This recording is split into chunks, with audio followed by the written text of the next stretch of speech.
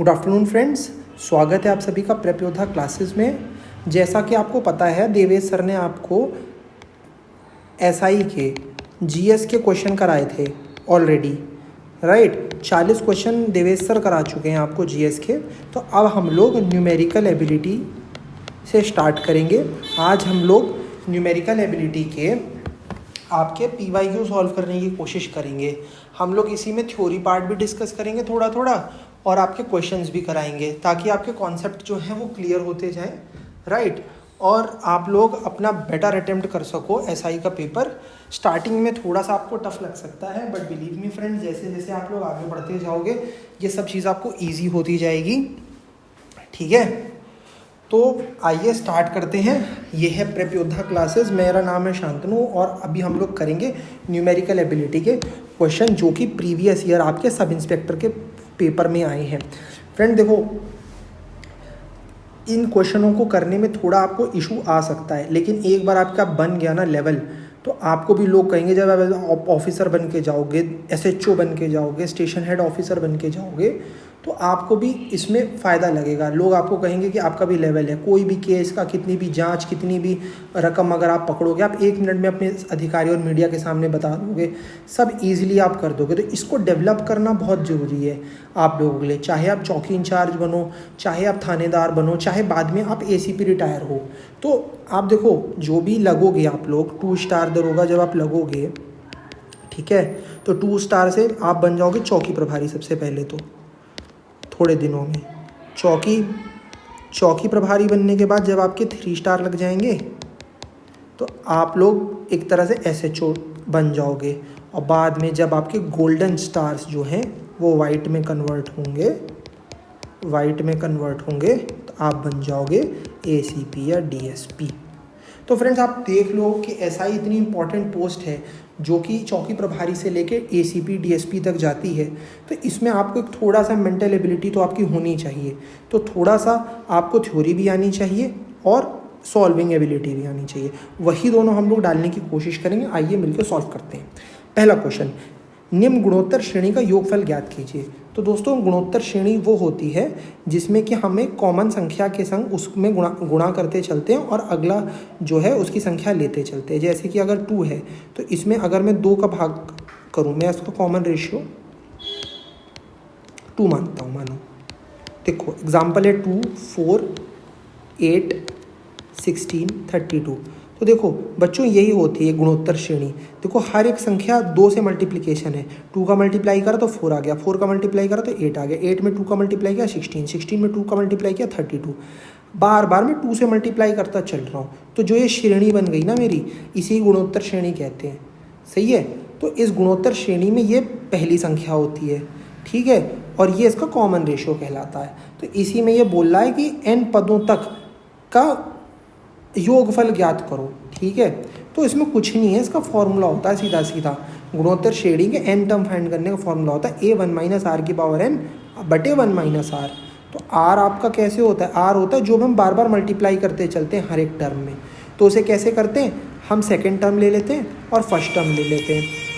Second term को first term में से डिवाइड कर देते हैं, ये तो इससे हमारा r निकल आता है। तो यहाँ पर सेकेंड टर्म क्या है 2/25, फर्स्ट टर्म क्या है 2/5, डिवाइड करेंगे तो क्या आ गया 1/5।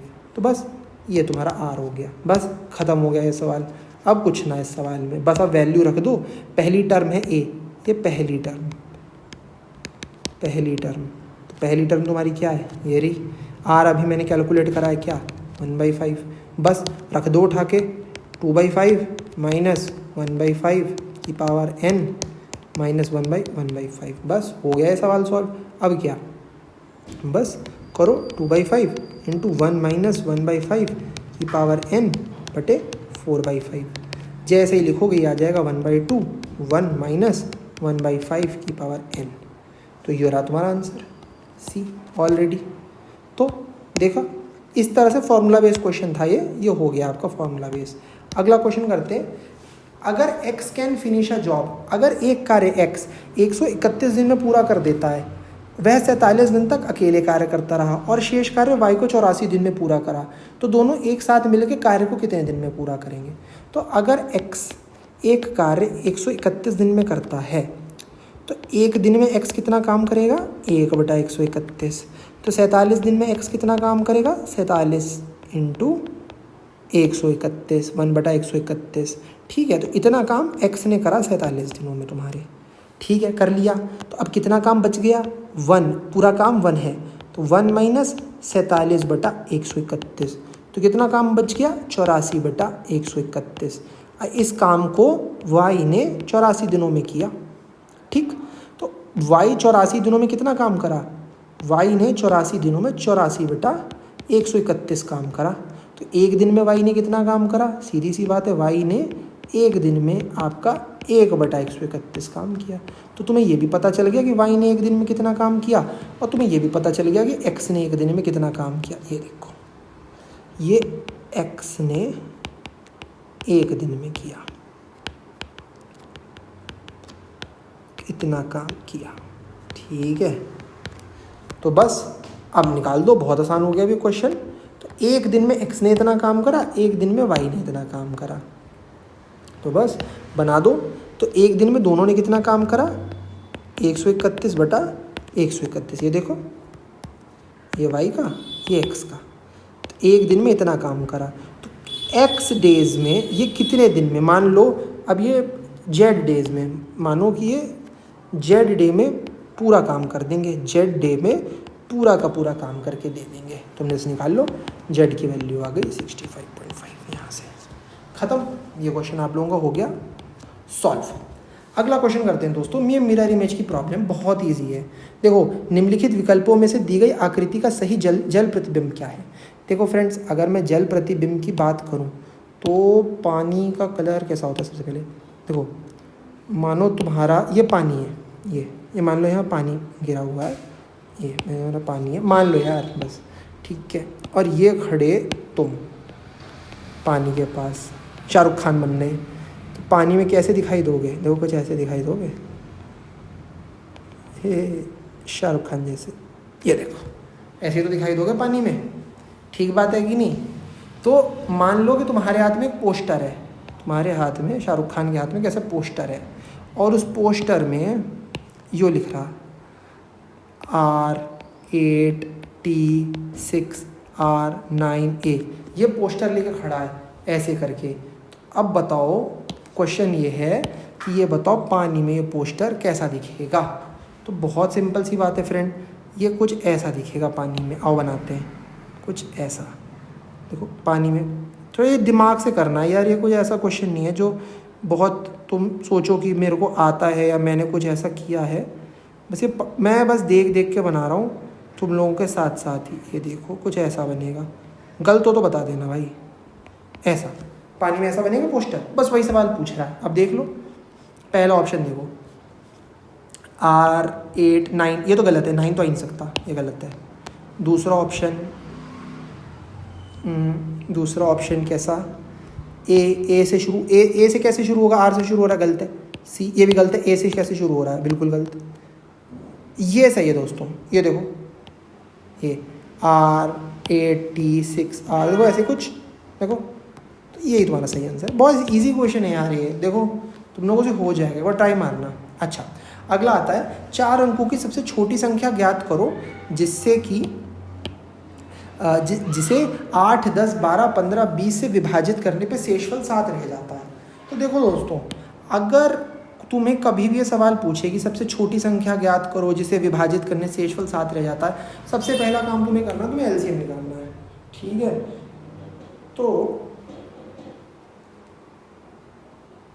जब एलसीएम निकालोगे, ठीक है, तो जब एलसीएम निकालोगे तुम लोग, ठीक है, तो कैसे निकालोगे, एलसीएम तुम्हारा हो जाएगा 8, 2 × 2 × 2, 10, 2 × 5, 12 का 2 × 2 × 3, 15 का 3 × 15, 20 को लिख लोगे 2 × 5।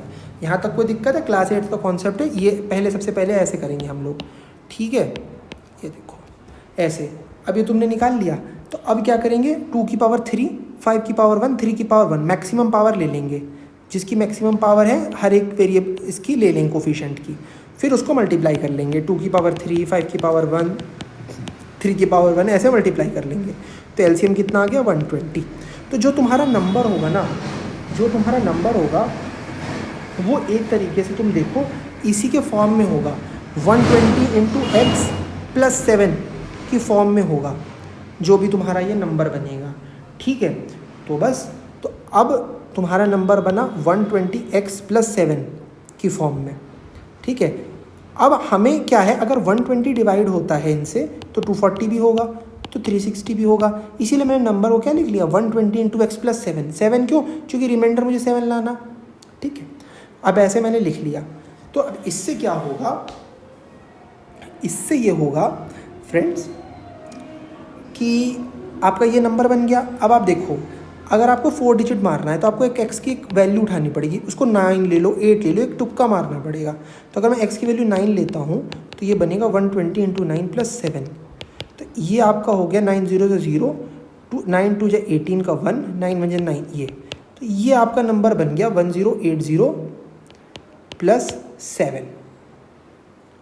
ओके, तो जब आपका ये नंबर बन गया तो यही नंबर आपका है, ये पहला ऐसा नंबर है जो कि 4 डिजिट का है, क्योंकि इसमें से 120 घटाओगे तो 3 डिजिट पहुंच जाएगा। तो बस यही आपका पहला नंबर बनेगा जो आपका 4 डिजिट है, और जिससे कि 8 10 12 15 20 सबका विभाजन हो जाएगा। ओके फ्रेंड्स, इस वीडियो के इस पार्ट में भी मैं 4 क्वेश्चन डिस्कस करूँगा। बस मैं नेक्स्ट पार्ट अपलोड करने जा रहा हूँ, उसमें आपको 5 to लेके 10 क्वेश्चन मिल जाएंगे। ठीक है, चलो सीरीज़ कंटिन्यू करते हैं नेक्स्ट वीडियो में, कोई भी वीडियो लंबा नहीं करेंगे अपन।